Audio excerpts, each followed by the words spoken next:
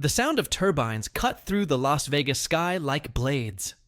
Helicopters circled in formation above Allegiant Stadium, and on the ground, a crowd cheered in red and gold. It was the Super Bowl, America's greatest sporting spectacle. Cameras swiveled, drones captured every move, and famous faces sat in leather VIP seats, surrounded by security guards, champagne glasses, and practiced smiles. But among that glamorous elite, one man stood out. Eugene Wallace, 88, walked slowly, bent not just by time, but by life. His clothes were simple, a light blue shirt slightly wrinkled, and on his feet were shoes that had seen better days. He held a brown envelope tightly in one hand and a laminated credential in the other. His eyes were not focused on the cameras or the screens. They were searching only for a place, a moment, a purpose. When he finally reached the golden gate that led to the special guest section, he was greeted with a look many veterans are familiar with: judgment. The tall, stern-looking security guard held up his wristband and frowned. "Are you sure this credential is yours?" Eugene handed him the official letter, with its letterhead and clear invitation. But that was not enough. The man did not even read it. "This is for the general sector, sir. Please follow us." He was led out. There was no scandal. There was no protest. Eugene just stared at the ground and walked. The sound of the Super Bowl seemed louder now, almost deafening. And while some chuckled softly, others just looked away. Have you ever felt out of place somewhere where you were invited, but still treated like an intruder? On the way to the stands, he clutched the envelope tighter.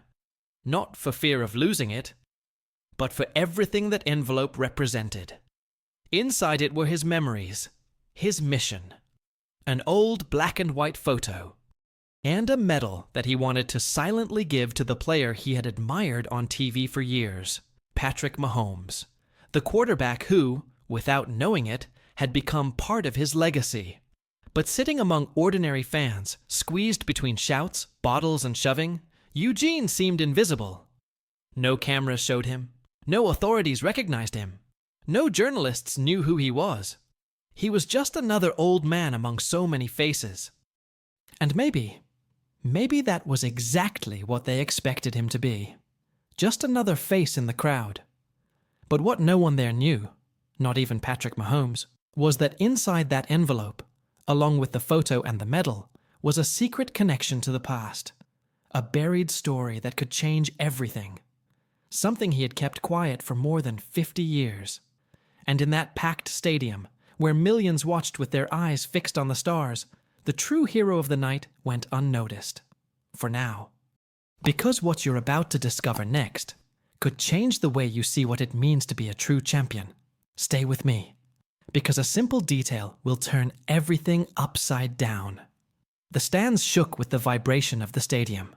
Flags waved overhead. Cell phones recorded every moment, and the roar of the crowd exploded in waves. But to Eugene, the sound seemed distant. It was as if he were locked inside a fishbowl, watching the world move by without being part of it. With a shaking hand, he balanced the cup of soda on his lap. It was warm, already flat, but he didn't even notice. His eyes were fixed on the medal in his hand, a cold piece of metal that carried too much weight for words. He looked back at the photo, the faces, the uniforms, the jungle behind. Everything was still so clear, even so many years later. That photo had been taken minutes before the helicopter took off, on a mission that no one thought they would return alive. But they did. Thanks to him.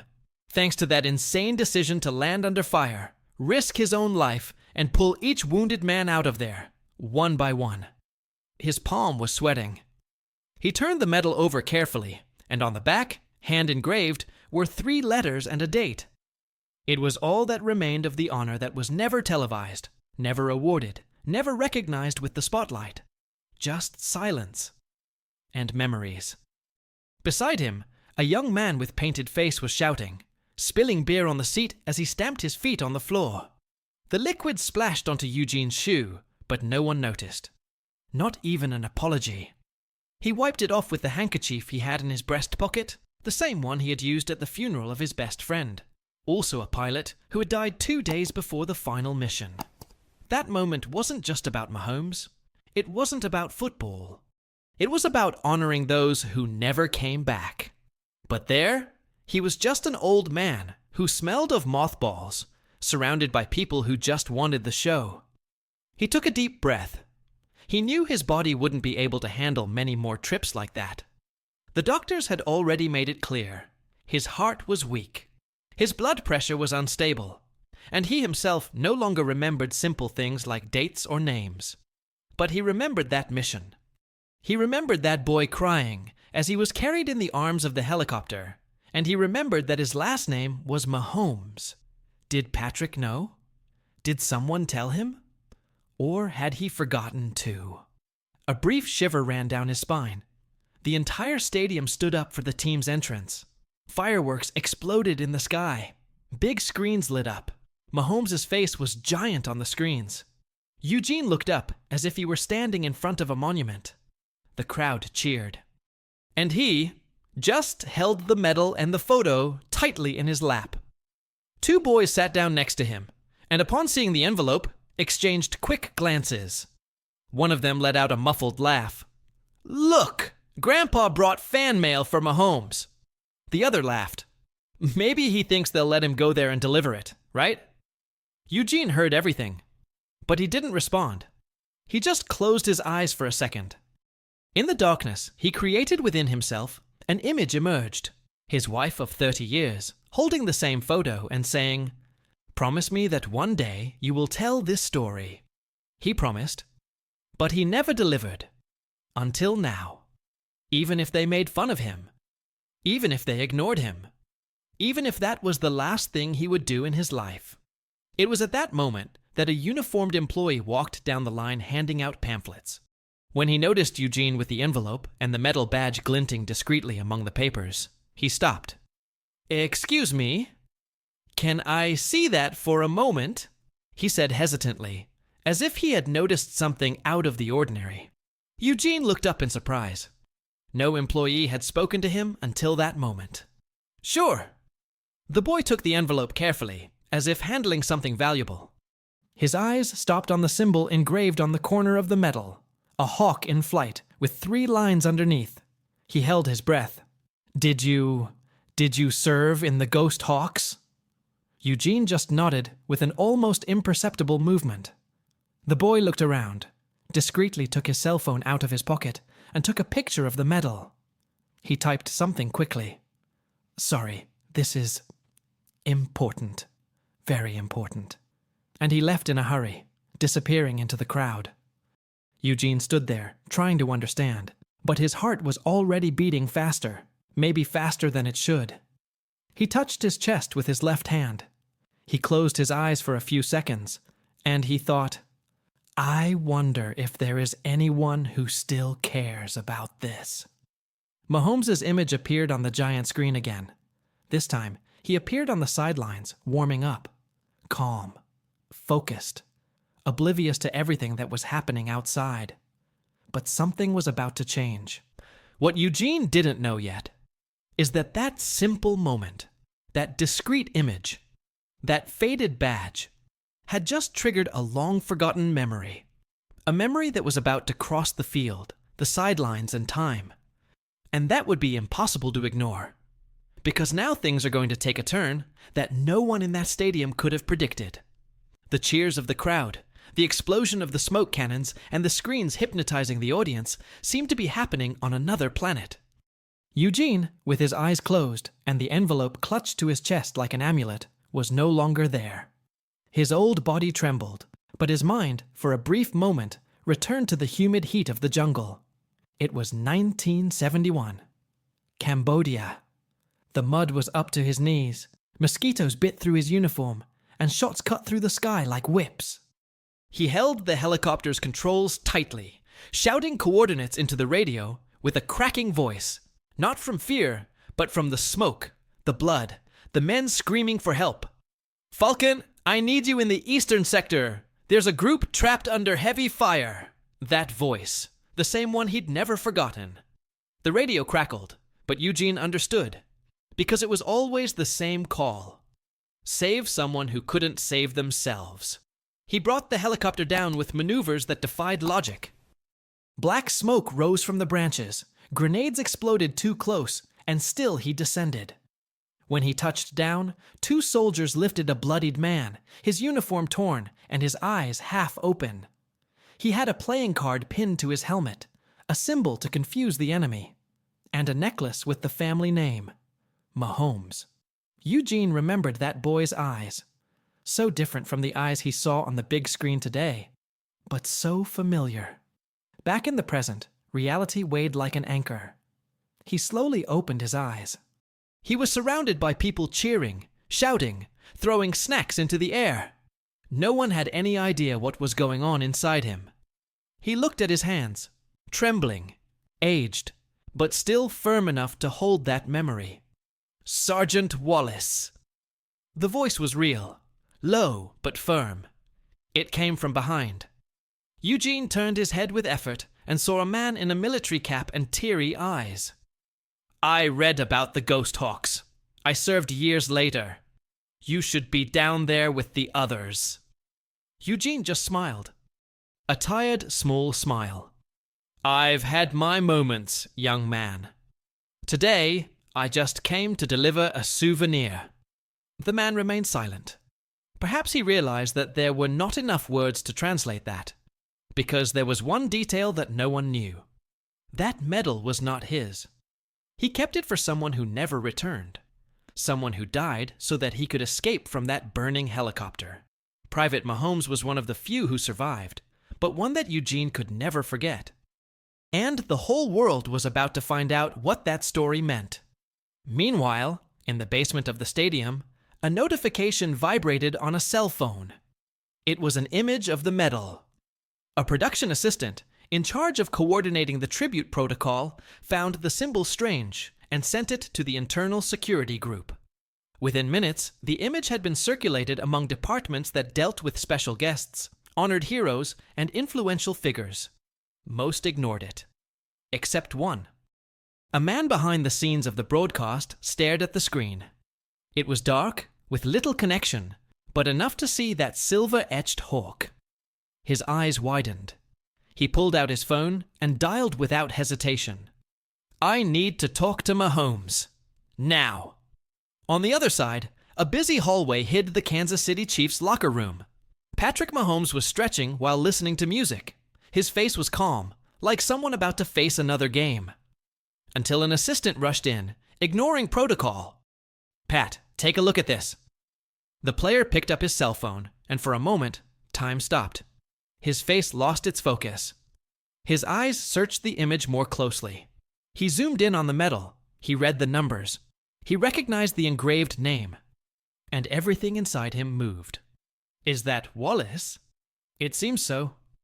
Patrick stood up as if he had been shocked. His voice cracked. My uncle. My uncle told me about this man all his life. He saved his life. No one ever found him again. He disappeared. An uncomfortable silence filled the locker room. And is he here? The assistant just nodded. And in that split second, a decision was made. Patrick Mahomes dropped everything. The schedule, the protocols, the sponsors. He ran through the stadium's narrow hallways as if it were the last minute of the final quarter. Get the sound system. Forget the script. It has to be there. And as the Super Bowl lights exploded across the sky, no one knew that beneath all that structure, the real show was about to be written by someone who never sought applause, but who would now receive it all. Eugene Wallace still had no idea what was going on behind the scenes. He just looked at the medal and said to himself, a few more minutes, just a few more minutes.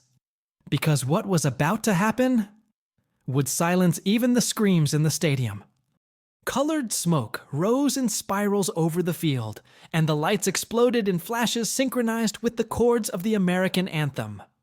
Above, state-of-the-art cameras were sweeping cinematically, and the audience, mesmerized, followed each step of the rehearsed choreography. Meanwhile, right in the middle of the common bleachers, Eugene Wallace remained standing, with his hand on his chest, his gaze fixed, and the envelope pressed to his heart as if it were all he had left. Beside him, the young volunteer hurried away, dodging legs, tripping over bags, disappearing into the hallways that led to the stadium's inner areas. His face pale, his eyes wide. He knew he had seen something unusual.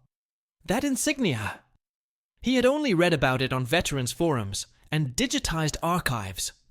Ghost Hawks, a clandestine unit operating under the radar, missions denied by the government. A shadow within the Air Force itself. The volunteer took his cell phone out of his pocket and, without thinking twice, sent a message with a photo of the medal to the Special Credentials supervisor. The response came in less than a minute. "Where is he? He can't stay there." But at that moment, the soundtrack of the show invaded the stadium. The lights went out for a moment, creating the dramatic effect that preceded the entrance of the stars. The mobile stage began to open like a metal flower in the middle of the field. The screens showed the silhouette of Mahomes adjusting his gloves. The crowd went wild, and the young man who had identified Eugene was trapped in the flow of security guards and organizers. Shouting was useless. Trying to climb back up the stairs was impossible. He was pushed by a wave of people who had no idea what was at stake. Up there, Eugene watched everything without saying a word. His face was serious, his body still erect, but his gaze was not on the stage. It was far away in time, and inside, he was bleeding. Because while everyone was celebrating the most anticipated moment of the year, he felt like his chance was slipping through his fingers. Once again. Eugene sat up carefully, letting out a soft groan of pain as his left knee, battered from years of emergency jumping, groaned. Fireworks were going off, but he didn't blink. His attention was on the letter inside the envelope. It had been folded and unfolded dozens of times. It was addressed to Patrick Mahomes, handwritten in a firm but pained hand. "I didn't come to ask for anything. I just wanted to deliver this into your hands. This medal belongs to someone who saved my life, and your uncle's too. I was just the pilot. But he died on the ground. He was never remembered." Eugene no longer knew if he would have the courage to hand it over. The humiliation at the entrance was still burned in his memory. The silent contempt, the muffled laughter, the indifference that aged him even more at that moment. He looked up at the sky. The sound of planes tearing through the clouds seemed to mock the irony. Years ago, he was flying over war zones with pinpoint accuracy. And now, he couldn't even walk 10 meters in a straight line without being pushed by someone with a beer in their hand. At his feet, a plastic bottle rolled. A fan kicked it without looking, hitting his shin. Eugene barely reacted. He just adjusted the envelope on his lap and took a deep breath. But there was a strange movement happening at the edges of the field. 2 men in suits and gold badges whispered to one of the security guards. They pointed discreetly upwards. They picked up their radios and exchanged glances. And suddenly, one of them turned and started up the stairs toward the section where Eugene was. His eyes scanned the rows like someone searching for a needle in the chaos. Down in the tunnels, Mahomes paced in circles, impatient. The game was about to start, but he didn't care. The only name running through his head was Wallace. He remembered the story his uncle told every Christmas. "I'm only alive because a man came down in a helicopter into the middle of hell and got me out." His name was Wallace. No one ever knew the rest of the story. The hidden truth of that forgotten mission now came to light, crossing time, fame, and the deafening noise of celebration. Patrick turned to the chief organizer and said, "I won't play until I find that man. If he's here, he'll come in with me." It was at this point that the bleacher security guard finally reached Eugene. Hunched over, out of breath, he crouched down beside him. "Sir, I'm sorry. I need you to come with me. Please." Eugene looked at him strangely. "If you want to get me out of here, there's no need. I'm already going." The man shook his head. "No, sir. It's the other way around. You were called to the field." Comment here. "Recognition can come when you least expect it. Because what happens next, no one in the stadium would ever forget. The click of metal cleats on his sneakers echoed down the tunnel as Patrick Mahomes ran with his heart in his throat. The muffled sound of the crowd came like distant thunder, but his mind was in another time, another place, in childhood conversations with his uncle, in family dinners, in memories he had heard over and over again and never forgotten. He picked me up in his arms, with the helicopter already on fire. I thought it was the end, but that man looked me in the eyes and said, "You're going to get out of here, boy, even if I stay." And he did. Money Patrick never knew the fate of that pilot until today. He grew up with the story of a ghost who saved his uncle's life. And now, that ghost was there, a few meters away, sitting among strangers, ignored by everyone. As he left the tunnel and stepped onto the edge of the field, the intense light enveloped him, but he didn't hesitate. He ran straight to the sideline, where the event coordinator was talking to the protocol presenters. "Cancel the next part. I'm going up now. But first, I want Sergeant Wallace in the center of the field. Now." The coordinator, stunned, tried to argue, but it was too late. Mahomes had already made his decision.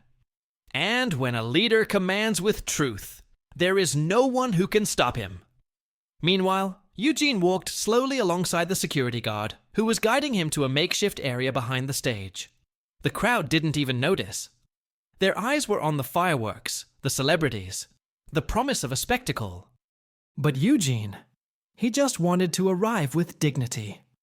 "Are you sure it's not a mistake?" he murmured. "Absolutely, sir. The order came directly from Mahomes." The words seemed surreal, as if something otherworldly had infiltrated reality. Eugene clutched the envelope tightly. His hand shook. His heart beat out of rhythm. And a memory came back to him with devastating clarity. It was night. A field hospital in Cambodia. A body on a stretcher covered with a grey sheet. A name engraved on the nameplate. His best friend. The same one who had flown with him on dozens of missions. The same one who would never return. Eugene held that medal when he promised, "One day, someone will know what you did." And now, so many years later, perhaps that day had come. At the edge of the field, the main screen suddenly went dark. The spotlights turned to the middle of the field. The ceremony paused. An eerie silence filled the stands, as if everyone sensed that something out of the ordinary was about to happen. Then the image appeared. The photograph. The helicopter. The soldiers. Eugene Wallace's face in the right corner of the screen. Still young, still firm, still alive in a time that almost no one there knew. The name appeared in capital letters. Sargento Eugene Wallace, Ghost Hawks, 1971. And suddenly, all eyes turned to the small side corridor. Patrick Mahomes walked with the microphone in his hand, but his eyes were wet. Beside him, 2 active-duty soldiers escorted a slight, slow-moving man with the medal hanging around his neck and the envelope still clutched tightly in his hands. The stadium fell silent, as if time had been ripped from its place. "Ladies and gentlemen," Mahomes began, his voice breaking, "before any anthem, before any game, before any score, we need to recognize a true champion." Eugene, embarrassed, tried to stop, but Patrick reached out and guided him to the center of the field. The old man was shaking. His knees felt like glass, but his soul was whole. The quarterback knelt before him. Yes, the most watched man in the world at that moment knelt without hesitation. "You are not just a war legend. You are part of my history, my family's history, and now, the history of this country." Eugene tried to hand over the envelope, but Mahomes shook his head. "This medal is yours, but your story, that belongs to the world." And with a simple gesture, Mahomes raised his arm and pointed to the screens. At that moment, a short video began to play. Old, hastily salvaged footage, faded photos, archival footage. No fancy editing, just the raw truth. The story of a man who never asked for anything, but who silently saved lives. The stands, once filled with screams and smiles, were now bathed in tears. Fans hugged strangers. Children asked their parents who that old man was. And Eugene? He just cried. For the first time in a long, long time. Comment here. Every hero deserves to be remembered. Because something even more powerful was about to happen. Something that neither Mahomes, nor the stadium, nor Eugene himself could have foreseen. The grass beneath Eugene's feet felt softer than he had imagined. Each step toward the center of the field was slow, hesitant, but filled with a quiet force. He could barely hear the crowd, not because the sound was low, but because something inside him was disconnecting him from the outside world. It was as if all the cheers, the tears, and the stares were trapped behind thick glass. All he could feel in that moment was the weight of an entire life being recognized in an instant. The two soldiers beside him walked in sync. One of them, younger, stood up straight, but his eyes were moist. The other, with graying hair, kept looking at Eugene as if he couldn't believe he was witnessing this. As he reached the center of the field, Eugene felt his legs weaken, not from the effort, but from the emotion that was crumbling inside him. He tried to stand firm. He wanted to look strong, dignified, but his eyes wouldn't listen. They filled with tears before he could stop them. It was then that Mahomes approached, unhurriedly, with a different presence than the one the public was used to seeing. He was not the star of the team. He was just a man facing another man, a descendant facing a pillar, an heir to a legacy that was now pulsing alive there in front of the entire country. The next gesture froze time. Mahomes knelt. His white knee pads got dirty on the grass, but he didn't care. He looked up at Eugene and said in a firm but choked voice, "You are not a guest by mistake. You are the reason we are all here." Eugene, his hands shaking, took the envelope from his coat pocket. Inside, the medal lay on a piece of black cloth. He removed it carefully, as if touching something sacred. He held it out to Mahomes, but the quarterback took a step back and shook his head. "This medal belongs to the world now." At that moment, a deep silence spread throughout the stadium, as if even their hearts knew they were witnessing something greater than sport. But there was one detail that no one knew. Eugene also had something else in his inside coat pocket, a small, dark wooden object with subtle carvings. It was a dashboard button, hand-removed from the wrecked helicopter he had flown in 1971. He had kept it for decades, as a reminder of where most of it had ended. There in the middle of the field, with Mahomes still kneeling, Eugene reached into his coat, grabbed the button, and placed it in the quarterback's palm. "This saved your uncle. This saved me. Keep it. It has no value to anyone else. Only to those who know what it means." Mahomes closed his hand over the object and for a few seconds said nothing. He just lowered his head. Eugene turned to the audience, but he had no speech prepared. He had never been one to talk much. He had always believed that silence carried more truth than empty words. And even here, in the center of the greatest show in America, it would be no different. "I just did my job," he mumbled, but the microphone picked it up. "Most of the men who flew with me didn't come back to tell. So I'll tell. For them." The stadium exploded, not with screams, but with unison applause, the kind that goes through the skin and touches the bone. People stood up. Hats were pulled off. Hands were on chests. And for a brief but eternal moment, the Super Bowl stopped being about football. On the sidelines, a producer from the station covered his mouth with his hand. He cried silently. He said to a colleague, "The biggest audience in history, and the most important moment, didn't even get a chance."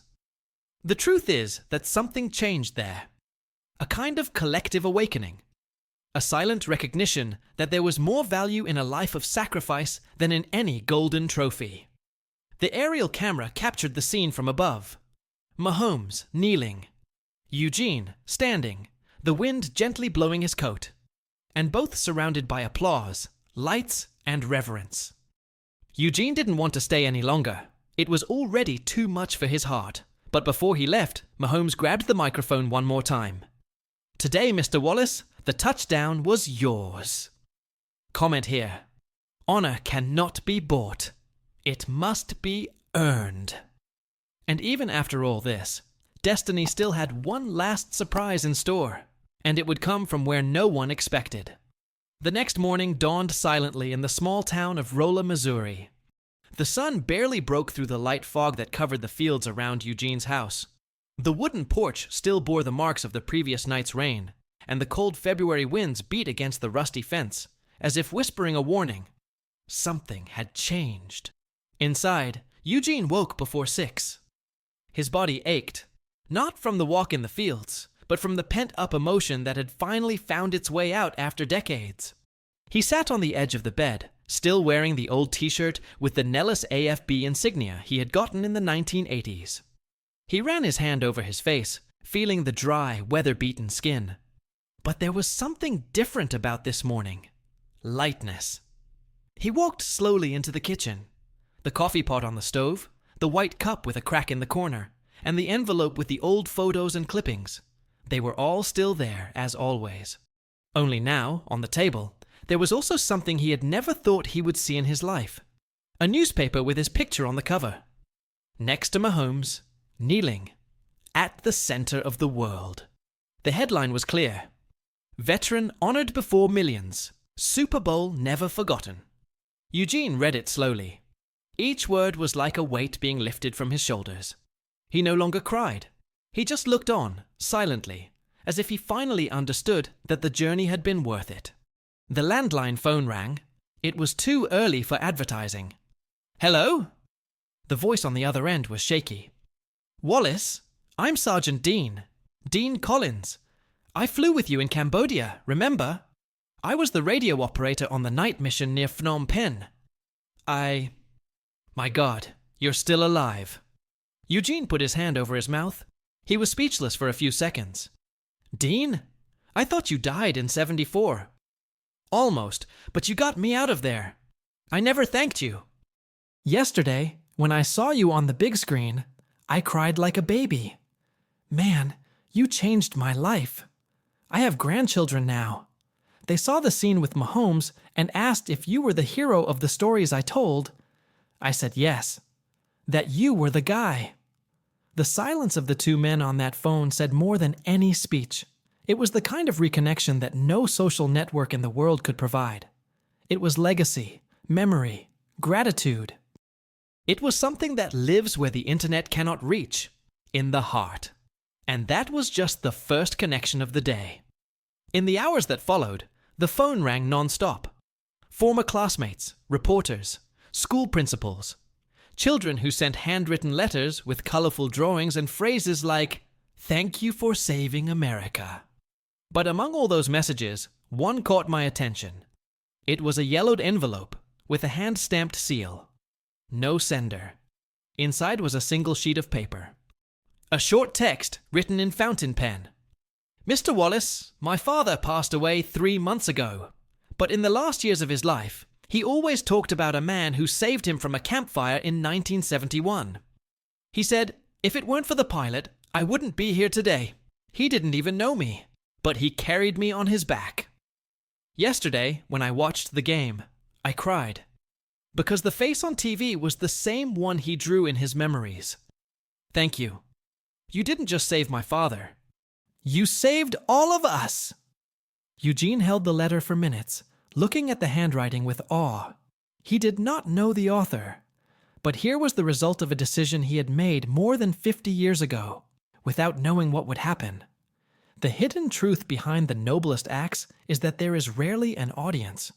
Most heroes don't hear applause, but sometimes life finds a way to deliver justice, even if it takes a while. Late in the afternoon, as the sky began to turn orange, Eugene sat on the porch. His thick coat covered his shoulders, and the newspaper was still in his lap. But his eyes were lost in the distance. He no longer thought about war, nor the helicopter, nor game day. I thought about what it all meant. I thought about the power of a decision, of taking flight when everyone told me to stay, of carrying a wounded body, even though I wasn't sure I would escape alive. Of? Saving a medal for half a century to hand it over with honor. That was what it was about. Life is not measured by the times someone sees you, but for the times you decide to see the other, even when no one is looking. If you've come this far, it's because this story touched you in some way. And maybe, just like Eugene, you also carry memories, silent battles, or small victories that no one has ever seen. But that make all the difference. If this type of content resonates with what you believe, subscribe to the channel. This is how we continue to build together this space for stories that deserve to be told. Take advantage and comment below. I believe in invisible legacies. That way, I'll know you stuck around until the end, and that this message found the right place. Oh, and leave your like. It's not just a button, it's like a handshake to say, I'm with you on this one. There is a video here that complements this journey. Click and continue with me there. I think you will be surprised.